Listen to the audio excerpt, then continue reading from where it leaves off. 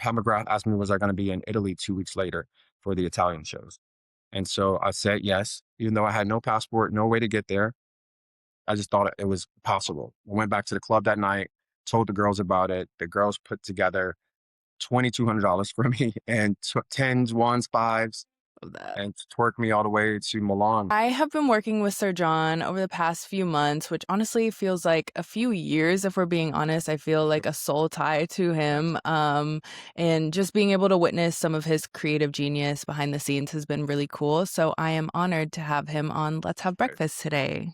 Thank you. Oh, look at, Yeah. and I get to see my baby sister growing up. You know what I mean? Yes. Sir John is a globally renowned makeup artist and creative visionary whose work has helped define modern glamour. With over 2 decades in the industry, he's worked with some of the most influential names in entertainment and fashion, including Beyoncé, Naomi Campbell, Joan Smalls, Margot Robbie, and many, many more. His artistry has graced red carpets, magazine covers, world tours, and major fashion campaigns, blending technical mastery with cultural impact. Beyond the flashing lights, Sir John continues to shape beauty in ways that transcend trends beyond traditional expectations and leave a lasting legacy. Today, we're sitting down to talk about what it really takes to evolve, stay relevant, and create work that's in vibrational alignment.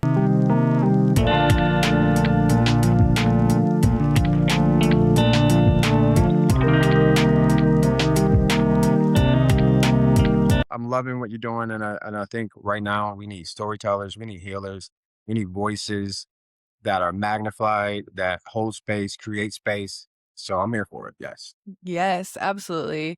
Before we get into all of the amazing things that you do, I wanted to first kind of start with your origin story. Okay. So, kind of walk me through how you got to where you're at today, from starting at MAC, being a makeup artist, to now being like at the highest caliber. I started out before I was at Mac. I've been to school for art since I was like 6 years old. I wasn't athletic when I was a kid. I was the tallest in my class, lanky, but I didn't play sports. I wanted to create something.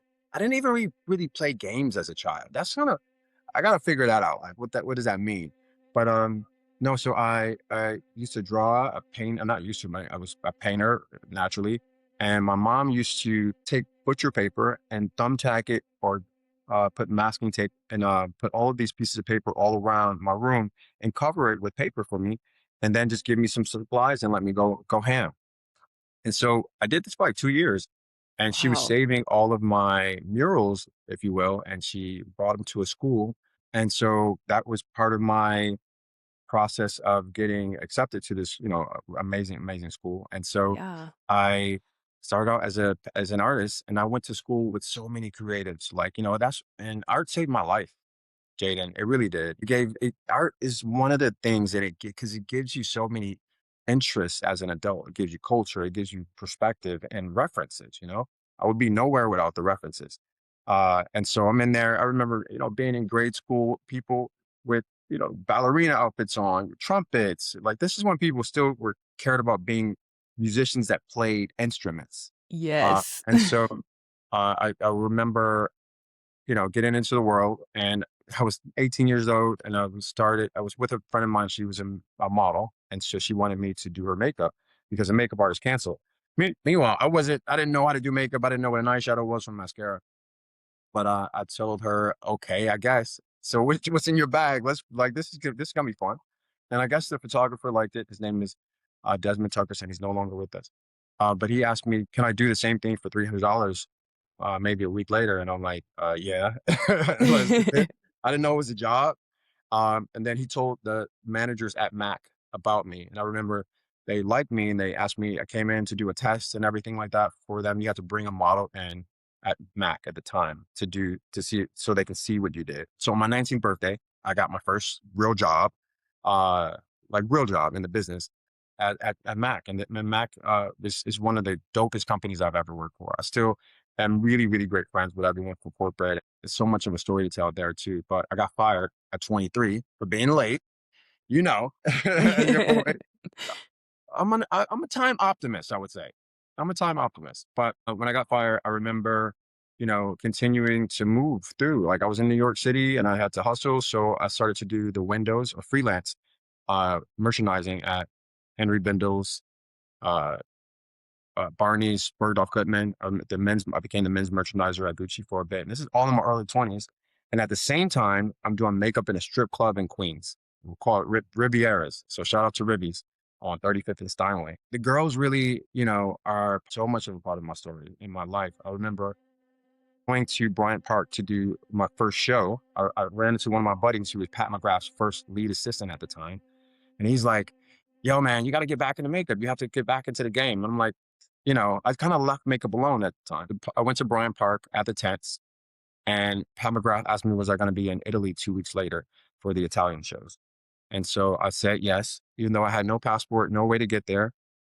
I just thought it was possible. I went back to the club that night, told the girls about it. The girls put together $2,200 for me and took tens, ones, fives, Love that. and twerked me all the way to Milan, Linate Airport. And so that's kind of how I kind of started off on a little bit of a rocket ship in that direction. I remember getting to Italy, and Pat took me to Prada, to Dolce & Gabbana, all these kind of things, and there were no black people. I'm talking about there was no diversity in beauty or fashion at this Yeah. time. I would be on sets and go months without seeing anyone except like an Asian or Korean nail artist or something like that. I remember while I was in Italy for that trip, she sent me to the Bulgari hotel, to Naomi Campbell's hotel room, and she was my first client.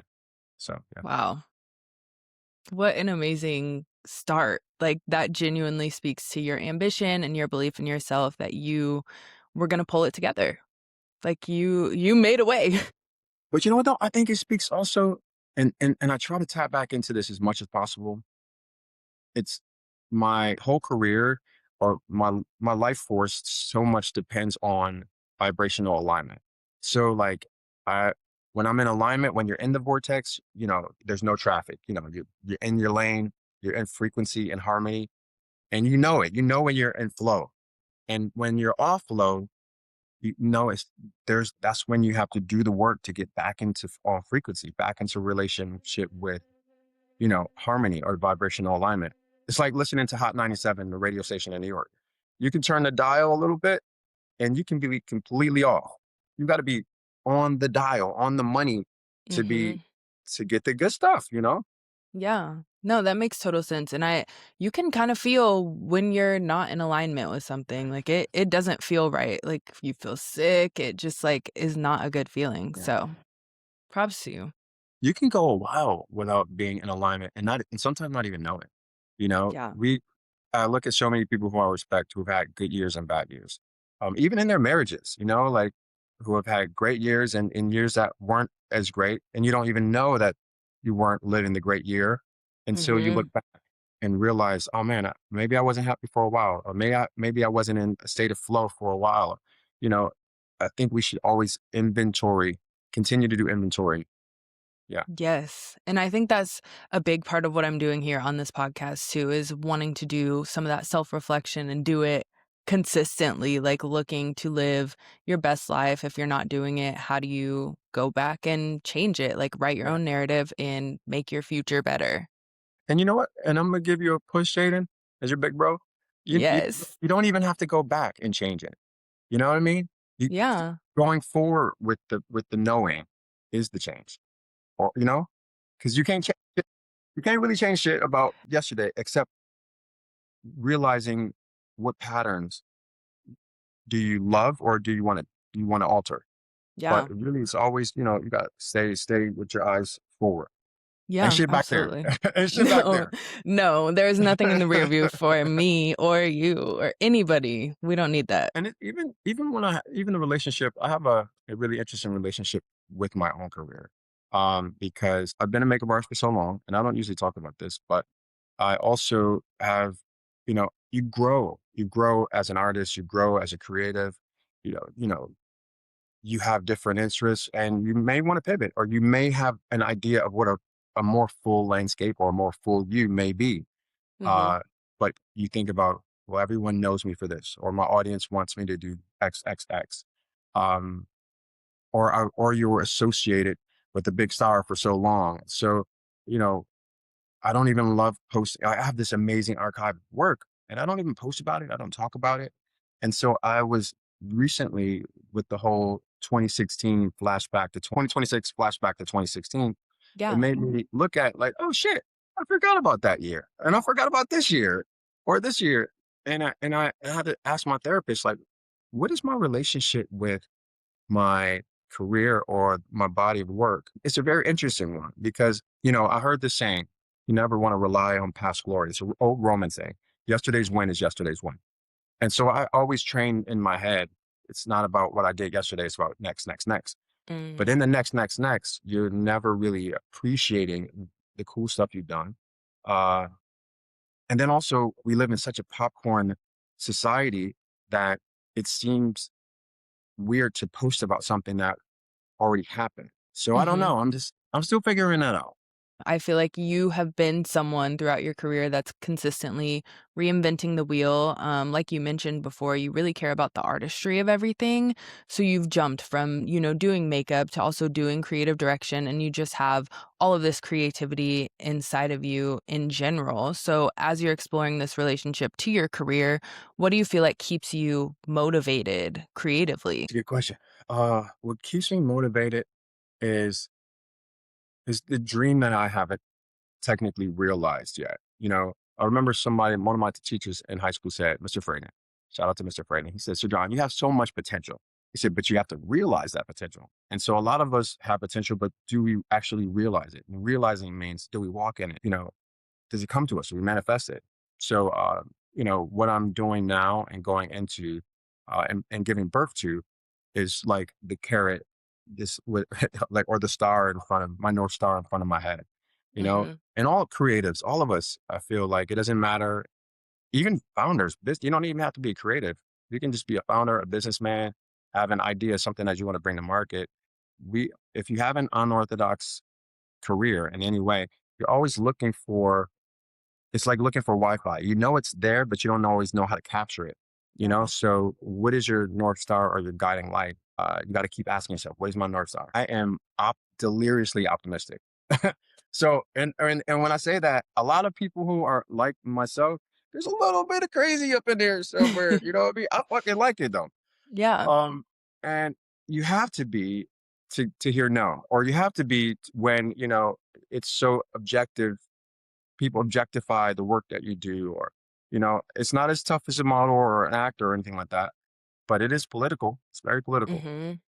and there's so many different things that happen to come into place.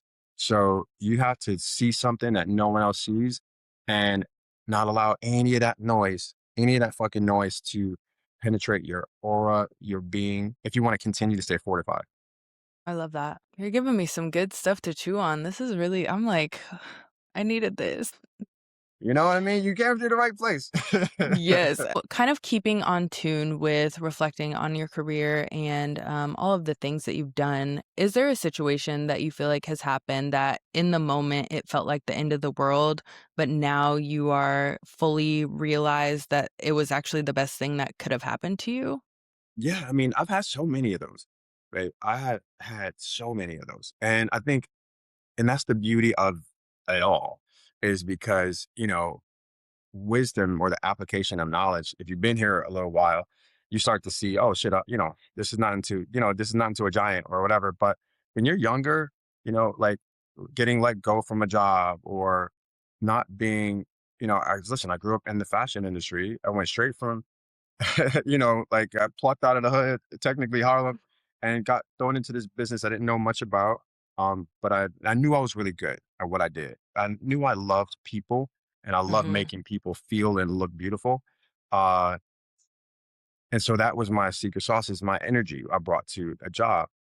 So when I wasn't getting booked by, for certain photographers or or casting directors, beauty directors, they were only picking the same people, the same white boys. I may keep it real, or the same people from France or from London, because fashion loves this sense of nationalism.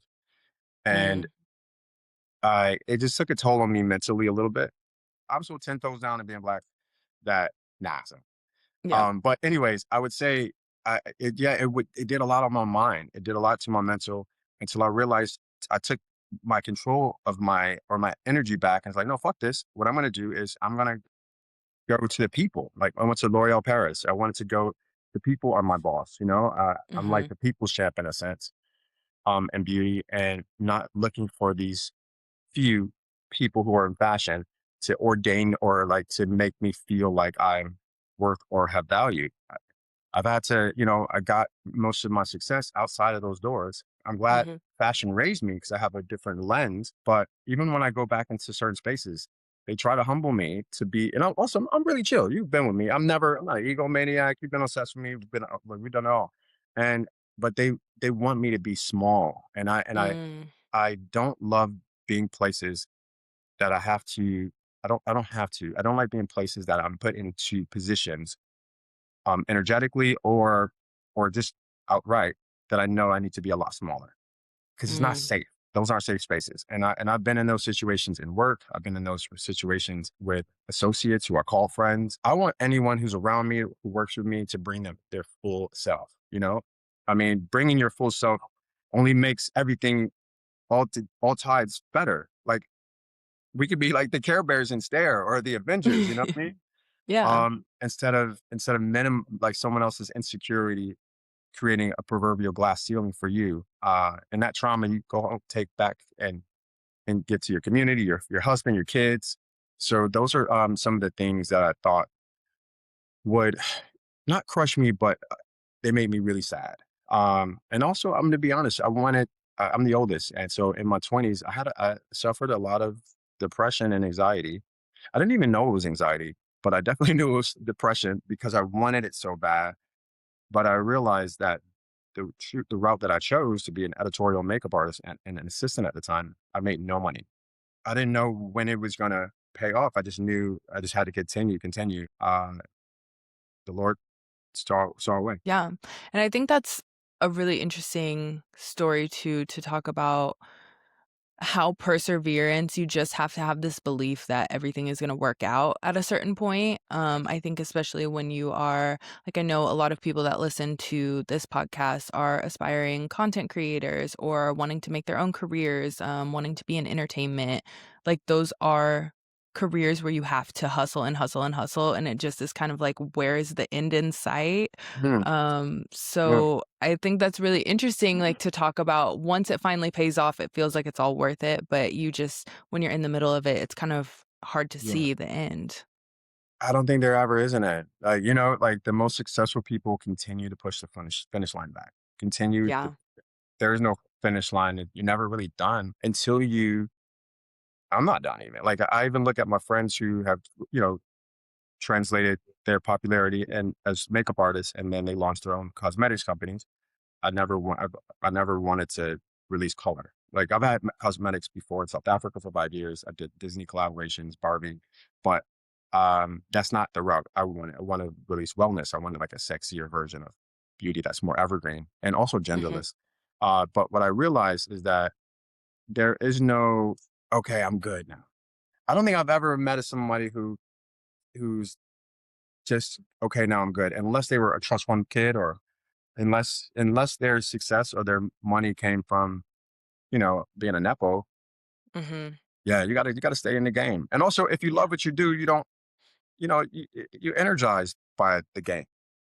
Your energy energizes others. Yeah, Yeah. I feel like ambitious people are always going to find a next move. Like, it doesn't matter even if you're switching between lanes or trying new things, like, you're always going to want to do better than you did the last time. yeah. You want to anniversary yourself from last year. Sometimes I look at my calendar from last year, and then there's been a lot of radical change in my life recently too. So, but I give myself enough grace to know that it's going in the direction it needs to go, but also you got to have a little bit of ain't nobody fucking with me in there somewhere or you'll never get through. You got to have a little bit of that and it's not being competitive. I don't believe in competition. Like that's why I'm Mhm. like so as a makeup artist, we're kind of trained to be competitive in a sense. In a sense, and I'll tell you how. They because we're all vying for the same clients or the same contracts or but I just know that I'm different than my peers and that's my concurrency. Like and so if I'm being authentically myself, I'm never gonna have competition. I'm never gonna have competition. And also, I don't want what y'all got. I don't want what y'all got. If I wanted what you got, I would have it. But Yep. so I always and that it's the gift and the curse. It's the gift and the curse. Even the ability.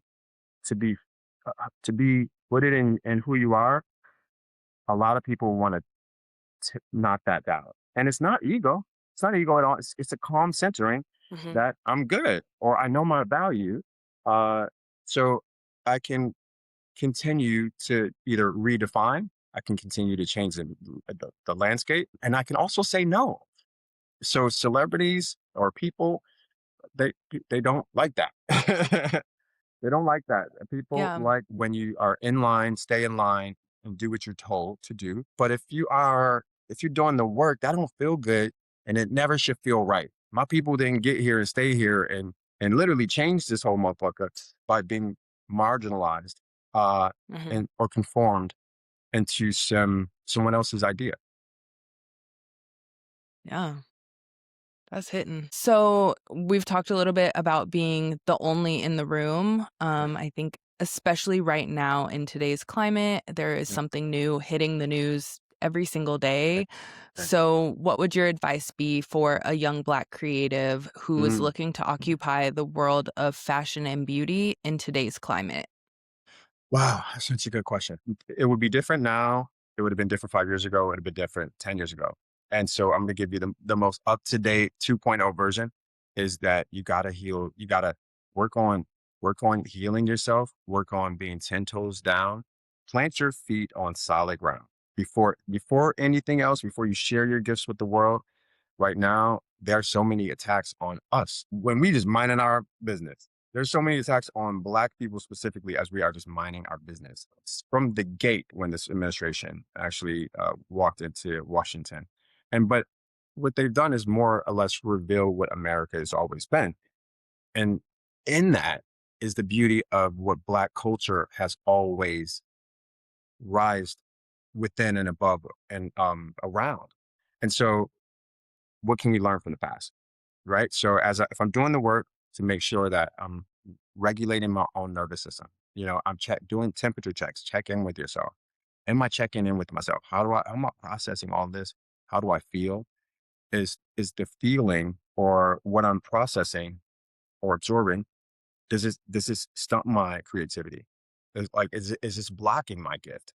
Am I allowed to beam the light or be the light that I usually am? I think that check in is extremely important. I think it's overlooked because without that check-in, without that first half, you'll be susceptible to doing mumble rap or doing bullshit, creating Hmm. noise, creating nothing that is extremely groundbreaking. Um, because it's designed to knock you off. It's designed to make you fear. It's designed to keep you away from your alignment, your magic. And so get back to your magic. And so those are a couple of ways I like to check in with myself before anything else. And then I want to look back at the past. I'm a huge advocate of uh listen, I'm an art history major and buff, and I love looking at the past for not just references, but references, yes, I do. I remember, for example, I'll give you a quick note. Was on the Formation Tour, World Tour, and I remember Miss Carter show as well. Every city that we docked in or, the bus pulled up in or whatever we flew into in Europe, South America, Australia, I went to a museum. I love museums. I wanted to see art. I wanted to see from Dusseldorf to, to Rio. I want to see what do the people of that region have to contribute to and say during the most tumultuous times. Hmm. Went to the Bodin Museum in Berlin and seeing Nefertiti, seeing how these colonizers took all of this shit from Africa and said this is ours to sell tickets to. Hmm. It's such a lesson in this has all happened before, and what were people creating through times where their bodies were in harm's way, their families, even their voices. So all of these are reshopped or recycled eras or themes that we're seeing right now. And so I believe younger Black creatives can lean into storytelling visually, or from audio. Listen to music, listen to the blues, listen to the shit they were singing in during Jim Crow and during Reconstruction. Look at the movie Sinners. Sinners is a small capsule of Reconstruction era, where the KKK was rampant. Uh, but look just in that 2-hour period, how much you pulled from the past. And right now we see that as the most nominated body of work in the Academy's history. So if you get where I'm Mhm. going, you can go where I'm getting. You know what I mean? Like I feel Mhm. like there's so much, and even saying this to you right now is a reminder for myself because I have been having trouble with all of this noise and vicious evil that is Mhm. so prevalent, and I'm also shocked by humanity right now. So shocked, like people. I'm so shocked. I guess because we were rocked to sleep for so long. But when you wake up, and they Mm. took our word woke, but when you wake up, it's hard for you to not see or hear or feel. And so I guess that's so I would push this Mhm. back on the younger creatives to say it's their duty, their job, to leave a footprint for the next generation. Everyone else left theirs. Everyone else, if you really think about it, I look at the civil rights movement. That's when we had the best music. You know what I mean? Like I'm getting chills even thinking about some of the greatest hits and music that come out of that era. Uh, Philosophers, poets. I Mhm. mean, Toni Morrison, James Baldwin, people who had ideas and who were revolutionary because they were not let nobody knock them off of what they knew was right as they're dialing back civil Mhm. rights right now. So I believe, I know, should I say, I want to keep that affirmative, that that's where the work starts, where we have so much space to continue. A little Yes. birdie told me that you might be launching something this year. Tell me a little bit more about how you came up with this Yeah. and what you are looking forward to with launching your own podcast. You know what's funny is that so okay, I have a friend who is at iHeart and she is like, you gotta do a podcast. And I was like, okay, okay. Yeah, okay, sure. And I love talking. I love people. And then my agent at the time at CAA, she asked me to go and meet with Brooke Devard. So Brooke Devard is on the Naked Beauty podcast. And so I would basically be her guest host for a year. I think we did like 10 episodes, 11 episodes ago. And then that year, the Naked Beauty podcast won number one for fashion and beauty, which was dope. We had on Law, Jackie Aina, we had so many people on. It was great. Dita Von Teese. And so iHeart I have a show on iHeart. It's coming out in the first week in May. And it's gonna be really cool. I'm sitting down with really amazing people. The show is called Version of Self. I have a really amazing executive producer. I think he's incredible. And we're gonna just talk about radical self-care and how to basically get back to your magic. When did you lose it? Did you find it? You know, did you put an Apple iTag there when you thought you lost it? Like, what does that look like? Because I we need healing right now. And so what can the collective do to help us get through? Yeah. I love that. I love that messaging. Getting to see kind of the brains and the building behind this podcast is really cool. And I do like good lighting. I'm not gonna you're never gonna catch me. I won't even FaceTime like No. people if no, fuck that. I'm just not that dude. I'm just not. You So are so good at finding the lighting too. Like before we even started this interview, he was like, "Okay, I actually need to move here and we need to do this." Like he is so serious about lighting, and ever since I learned that, I have been better at trying to you find got my good light light. actually. You got good light, baby. You know what's funny is Yeah. that I also brought a bit of myself to the show because I'm obsessed with visuals. I'm obsessed with visuals. Like I'm a visual learner Mhm. as well. And so when I thought about doing a podcast, I'm like, okay, I want sets that look like glamorous living rooms. My house looks like that's how I chill with my homies. So I'm not gonna, you know what I mean? Like I need visuals that make me feel like atmosphere. That is my not kryptonite, Mhm. but it's the thing that is uniquely my own. And so that's how I show up. And that's what's pushed our date back because I because it was expensive and I wanted to do things a certain way. But it'll pay Mhm. off because and now the shift is people are going into a visual identity when it comes to podcasting.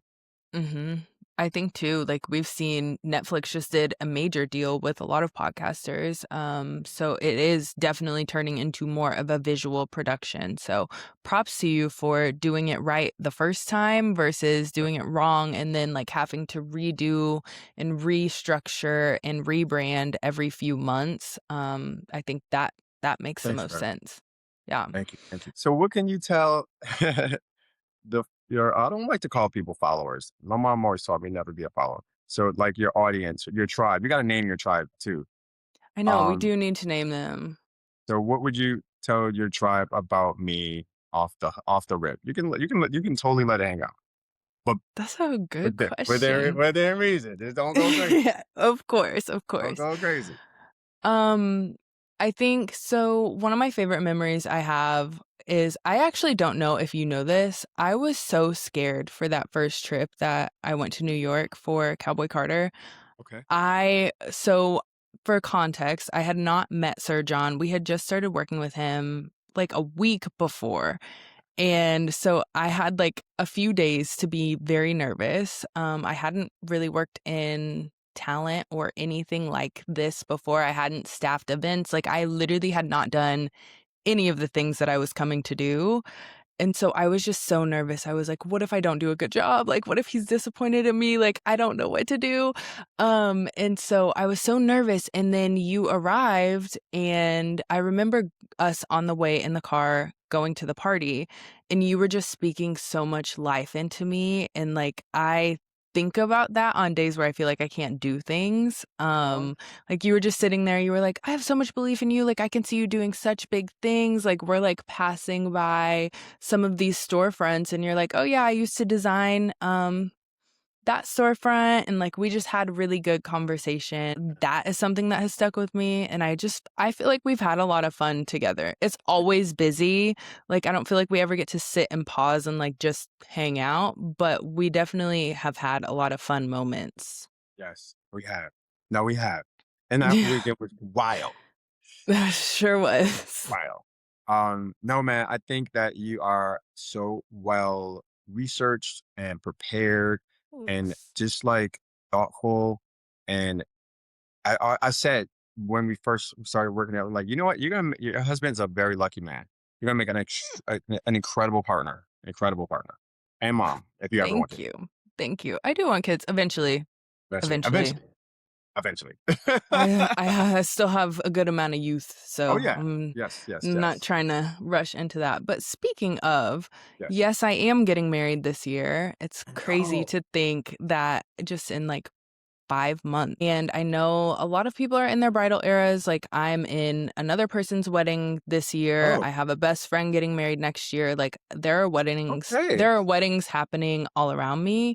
So what advice would you give Hmm. to brides for their bridal makeup if they're doing Uh-huh. it themselves or if they're going to a makeup artist? Like what are good things to look for, because obviously you want to be ready for a performance. You're not necessarily stage ready, but Yes, it's yes, definitely a performance. Your makeup needs to last 8 plus yeah. hours. So, what are your It's stage. It's recommendations? the stage. It's the stage that day. I would definitely say do a trial with the person. Do a try. Like don't leave it till the day. The day of should just be, the rehearsal. Like you have your rehearsal, and then the day of they're just flowing with everything that you love already. It's not time to figure it out that day. And, get a makeup artist who understands how you want to feel and who understands what your aesthetic looks like. So when I say your aesthetic, everyone has an idea, different idea of what an inch off a haircut is. So you bring them some references, but also be realistic with yourselves, ladies. Okay, because this is a makeup artist, not a magician, and also not a dermatologist to give like fillers and Botox and stuff. So bring a Rihanna or Beyonce or Tyla photos is a nice reference of what colors and what it should look like in terms of shape. But you want to make sure that it translates well on you. That's why a trial is important. Whoever it is, you can be from Harlem or Hong Kong. You can be 21 or 88, doesn't matter. Make sure that whatever look you're pulling for, it translates to who you are internally. Because this is the most classic day that's going to be photographed. This is everyone's big red carpet moment to a certain extent. You don't have to be a bridezilla because it's your day. Be kind to the bridal party, be kind to the makeup artist, but also get someone who understands how to make skin look like skin. And so I always say also, you want to double up on duality is key for a longevity when it comes to a face. So if I was going to do a concert, I would do a cream foundation and then I would buff in a loose powder with a brush. Maybe do gel pot eyeshadows, the shimmery kind, and then packing a a shimmery shadow on top. Pencil in the brow, and then setting it with a shadow. Like everything has to have duality. So so it's like a Teflon base. And then give yourself there's so many beautiful setting sprays. My favorite setting spray is by Krylon, and it's in an aerosol container. It's not great for the environment, but that face ain't going nowhere. Nowhere. Stuck. Or one size. One size would be the next. So I think Yeah. that would be the best thing. And get, you don't always have to do a lip and an eye. Because you want your bridesmaids to feel sexy too. So I would say that would be how you want to do it. And make sure you have enough makeup artists to cover how many bridesmaids you have. No makeup artist should have more than 3 people That's if you good. want to start on time. Yeah. Fair. Okay. Yeah. Right. That reminds me, actually, there is this influencer actually that Okay. I really admire. Her name is Tony Bravo. She has started this kind of trend, I guess, on social media called her 5 finger favorites. She's essentially saying that if her hand was a claw machine like this and she was reaching down for a stack of her favorite Mm, things, like these would be her 5 favorite beauty products or oh, fragrances or whatever. What would you say your 5 finger favorites are? okay. This is gonna be fun. I have a huge chance. So I would say when you say a 5 finger favorites, I thought you were talking about boosting. I thought we was going in Sephora still, and I didn't know what you meant. Okay. 5 finger favorites would be for sure. I would go after my car keys, my Terry Lastry frames for sure. A lip balm, I would say from Laneige, the Laneige sleep mask for sure. Give me Girl Boy brow gel. I do put that in my brows. And the Medicube SPF Glow SPF. And also an herbal refreshment because I live in LA. I love that. Yeah, that's one of my favorite little trends on social media. I don't even know what mine would be because I've Hmm. never like flipped the question around, I guess, to think about what I would like. But yeah. Tell me, think about it. Um, okay. Let's think about this. I would say the Danessa Myricks blush. Okay. Uh huh. I love that blush. It's my favorite. Cream. Yeah, it's cream, but it's cream, but it feels like powder once it Oh dries yeah. or like once it sets. Okay. Um, The balm. Probably Valentino Born in Rome Okay. Fragrance. Love perfume, that. Love that. my favorite fragrance. Um, my iPad. I just got an iPad. Ooh. Okay. We love that. Um, goodness gracious, the Oma Beauty lip liner, brown, Major. Okay. and then Tarte concealer. Tarte concealer. We love Tarte. Yes. Okay. That's a good Yeah, one. That's really well rounded.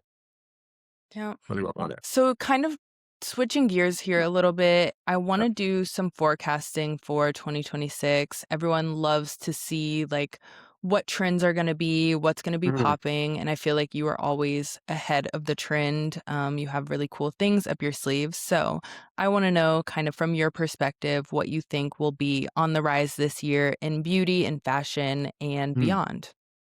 So everything that we're seeing right now in politics and the world, it's not even political. It's just the world is so political right now. You can't opt out of the political world we live in. And beauty is inherently so political. It is. Listen, our Black women's hair was illegal to be shown at certain time in this country.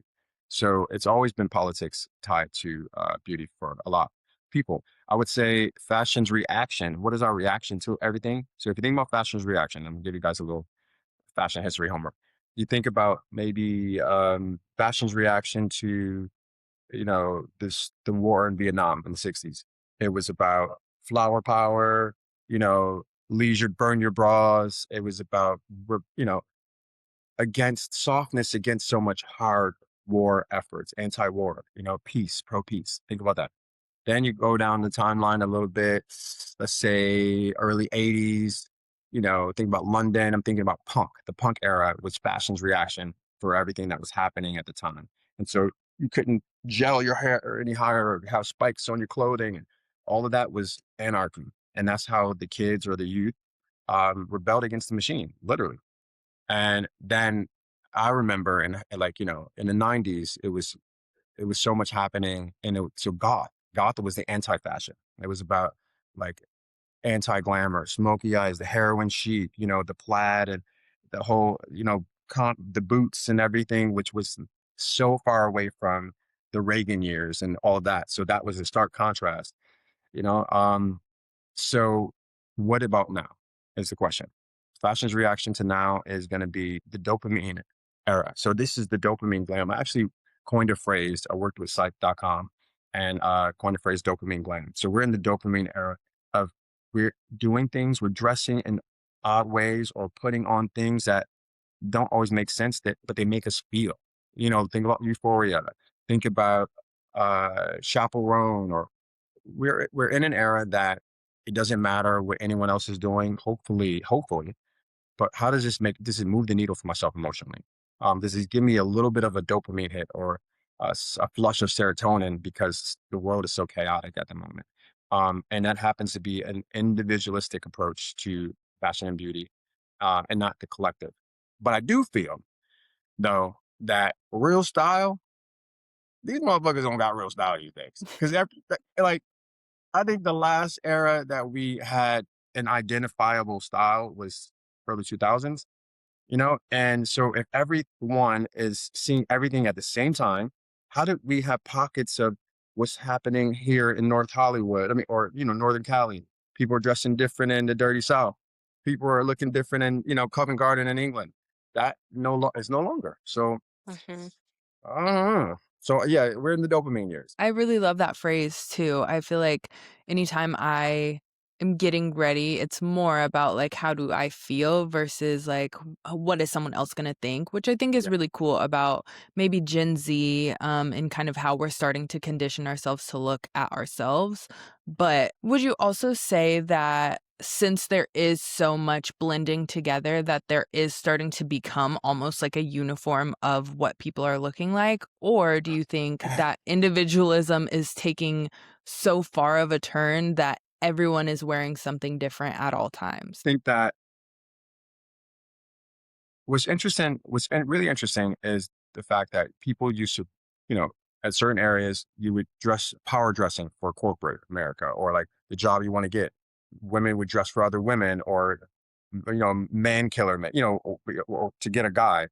And all of those, ideas kind of changed. The landscape changed. People are working at home or remote.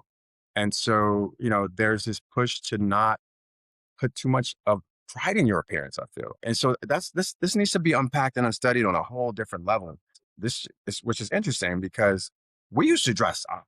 We didn't like to go to the club, we would be dressed up. You know what I mean? Like, mind you, we didn't have to have designer clothing but to like, first of all, guys at the early 2000s, you couldn't get into a club unless you couldn't wear sneakers. No sneakers. Everyone was looking like Usher from what video was that? I forgot what video that was, but you had to put more pride in your appearance in general.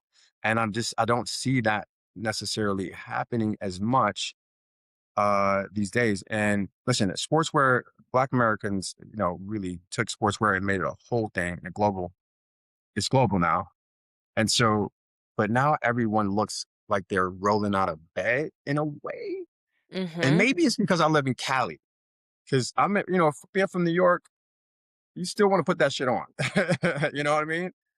So I'm really curious, and maybe I'm the wrong person to ask here because I expect more on a different level than most are giving. I expect people to do more than they do. I Yeah. do feel like with makeup specifically, people are having more fun with their makeup or their faces or drawing on the hearts and putting on stuff. They might not be as adventurous with hair as they are with their faces. But in wardrobe and jewelry, I don't see that. Yeah. Yeah. That's a really good point. Yeah, you don't see it as much. And then there's always slow times between a big moment. So maybe Mhm. this is like the interlude or the commercial break. Yeah, something big is pending. We're I waiting for hope. that I moment. hope. Shit. I mean, they do say in moments of high political tension that it is supposed to drastically swing the other way when it comes to fashion and beauty. So maybe it is Yeah. pending. Maybe it's on its way. Yeah, I hope so. I hope so. I mean, but you know what? Even if it doesn't, I'm still gonna do what I'm still gonna, and I don't mind being the only one. I'm in LA, and I wear suits around Los Angeles because I like the way they make me feel. Goes back to the dopamine effect. I feel Mhm. better when I'm in a jacket. I love wearing tuxedos. I still wear fur, and wish Peter would roll up on my ass. Are you hot in LA? I wear my minks at night. That's a Foxy Brown track from back in the day. But like, think about old Hollywood, like the classic Regency era of like the cinema. Everyone was in furs at nighttime. Love it. You're so cool. That's fair. So we talked a little bit about individualism and creating looks that feel good for yourself. You worked with Beyonce for over a decade and created some of the most iconic cultural looks that are really cemented into the zeitgeist. So, when you were working with her, is there a specific look that you feel like was the look, or is there something that you felt like was your definitive masterpiece that you guys created together? I would say I'm a little rebellious, right? And so when I get a direct, well, I'm really researched. And so whenever they say, okay, this is the project, or I get a brief, I'm gonna go back into the vaults. And I just don't, I've never been a makeup artist or a creative who just will look at a brief that you get, because we get these beautiful storybooks or, these ideas of where the project is gonna take us, and just say, okay, cool. Well, when you want me to show up and do makeup? No, I'm gonna make my own brief. I'm gonna make my own boards. I'm gonna go into the vault and pull some shit you ain't seen too. What can I add to this special, magical ball of energy that everyone is like rotating around? And so I get geeked out like that, and I'll go and try to find as many things to bring the story together. And that's, I think I feel blessed that that's my secret sauce, and not a lot of people do, which is shocking to me. Uh, so when I got the opportunity to do the Miss Carter show, I remember we were going to do one look and keep it the same throughout the tour. I was like, no, I'm going to do different looks. When we get to South America, we're going to do this. We're going to do this when we get to this country, Europe. When we get to, and I know the big dates. When I know the big dates, no matter what tour, what show, there's certain cities you better be on your money, on your shit. You know what I mean? So like London, I'm thinking about the O2 Arena. I'm thinking about Stade de France in Paris. When we did the Formation tour right after, literally hours after they just won the World Cup. I got chills. Woo, that was incredible. The energy was still buzzing in there. And then, New York, if we do the Miss Carter show, I think we did the Barclays in Brooklyn. So certain cities, Houston, for sure, LA, the Staples at the time. And so certain cities, you got to bring it there, take it there. And so I would say it's not so much a look as the destination. I knew I had to be on it, you know what I mean, and do my thing. And so it's fun for me. It's so fun for me. So I'm thinking about that. I do love on the run to the, I started Europe off and I couldn't do the rest of the tour because of my own contract conflicting dates. Um, but that was a really glamorous, smoky, not smoky liner, but it was almost like Cleopatra, Sophia Loren style. And I could do that all day with my eyes closed. And it's my favorite thing to do. So that was fun. I did love Lion King premiere in London. When she met with, Prince Harry and Meghan Markle. It was a beautiful look. I love the video called Mine. We shot it in Brazil. The naked dress at the Met Ball stop was show was the biggest. I think that was the number one break the internet I've had. That was like, oh snaps, all at one time. Besides the self-titled album when that dropped in the middle of the night, we were all on a tour bus. I think we were leaving Chicago, I want to say, and we were all counting down because we know it's about to happen. And then all of a sudden, we were talking on the bus, and then all of a sudden, everyone's quiet the whole ride because we're locked in. We're locked into like what everyone's saying. It was just like, so I've had some fun moments. Two that I've framed, was on my wall, it's a beautiful photo of her. She's wearing Olivier Rousteing Beaumont, and it's at the Rock Nation brunch. I just love that eye. It was a really beautiful photo. And then also I really did love the British Vogue cover that we did, I would say in 2024, was that? 2024? And my boy Jawara was on hair. It was so fun. And we did, I just love the looks. I love how much glamour they let me release. And I didn't get held Mhm. back. Usually we all get held back. No, we just want no makeup. So many times, so many times. They were like, no, we just, no makeups. And I'm really great at giving beautiful skin, but sometimes you get tired of that shit, you know? So you want to do a look. So, whenever I got to give a look, I've been very happy. But Joan Smalls, I would say, we've had an incredible run together. She's been my muse for God knows when. I mean, Beyonce knows about my work from Joan Smalls Space. We did a project with Barnaby Roper for nowness.com, and she's in Bama, and she's spinning on this rotary. She's spinning on this little turning wheel. And this is my first time. Now, this is my homegirl, and I've done shows with her. You know, we've traveled, but I've been to Puerto Rico with her, everywhere, Paris, everywhere. We even did a franchise of House of Style with on MTV with her and Carly Claus. And so this is my first time shooting an editorial with her. And to see her moving like this, and I was like, oh, that's how you feel today. I was shocked to see. I love the fact that I get a chance to see when the greatness kicks in, you know, Mhm. when they know it, and they know their faces, they know their bodies, they know everything is happening, and you just have to capture it. Seeing Naomi Campbell do that, seeing Iman do that, Joan Smalls, seeing Beyonce do that is is literally something that I cannot explain. It's not only addictive, you want to do the best thing because you love you love your girls. You know, if you are a hairstylist, if you're a makeup artist, styling too, styling as well, yes. But we're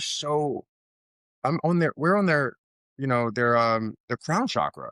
Like we're literally absorbing energy off of them, and how they want to look, how they want to feel, all of their pressures, their anxieties, what they want to emote. And so you have this symbiotic relationship with them, and you have to think like them. Um, and and you can't help but love them. You can't help but love. So when I hear or see people who are difficult, I don't really have any difficult clients. I never really have. I've told people no who I heard were difficult. It's a whole nother context. Um, when you see people who don't have that relationship, I just never understood it. I never understood it Mhm. because I just don't understand it. You know? No, I am still very specific on who I will go to, who is, like, allowed to do my hair. I Yes, have to go yes. to a salon. I'm sorry, I don't wanna go to anyone's house. Like, I want to go to people I know are about their business. They are going to charge what they said they're going to. Like, we have a routine. I can book you online, and I know you're gonna wash my hair. Like, Come on now. I was waiting for I that. need that I was level. waiting for that. I Yes, I'm need the glad you said level it. of professionalism. I'm glad you said it.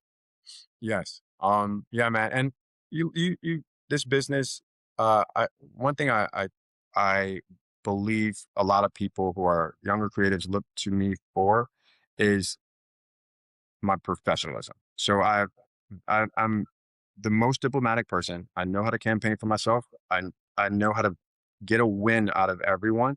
And campaign for the team, you know, and make the team like work.